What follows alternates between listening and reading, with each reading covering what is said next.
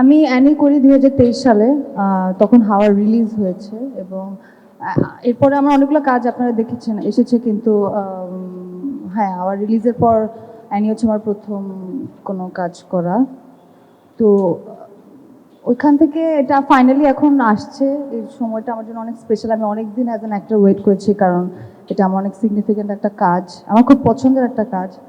তো অনেক কিছু বলতে পারবো না, কারণ যেহেতু এখনো ট্রেলার রিলিজ হয়নি, শুধু একটা ইমেজ, একটা পোস্টার শেয়ার হয়েছে।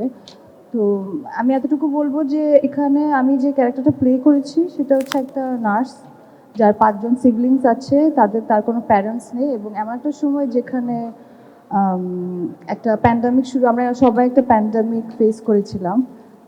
কিন্তু এখানে যে প্যান্ডামিকটা সেটা ফিজিক্যাল না, মেন্টাল একটা হেট প্যান্ডামিক শুরু হয়, যেখানে এটা মোস্টলি মেলদের হয় এবং পুরুষরা নারীদের প্রতি হেট্রেট এবং এই এই অনুভূতিটা মানে প্রখর হয়ে ওঠে। এরকম একটা সময়ের একটা কনসেপ্টের গল্প, একটু ছোট করে বলি, আর কিছু বলতে চাই না।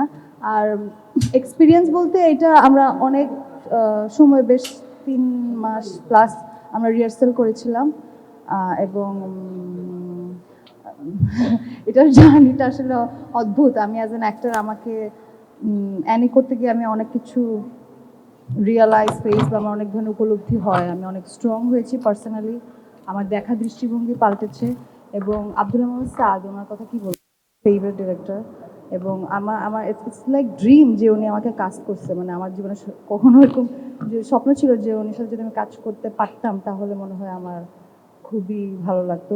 সেই জায়গা থেকে যখন এই কাজটার জন্য আমাকে বলছে, আমি এতটুকু বলি যে প্রথম যেদিন উনি আমার সাথে ওনার দেখা হয় মিটিং, সেদিন উনি আমাকে ফার্স্ট এপিসোড পড়তে দেয়।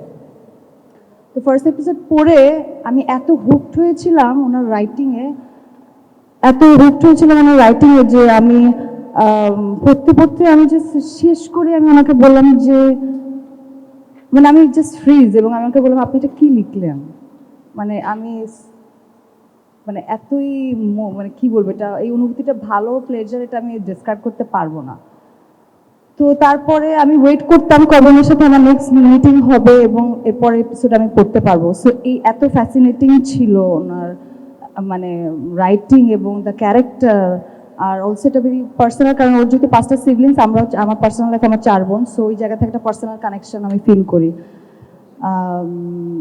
এই তো।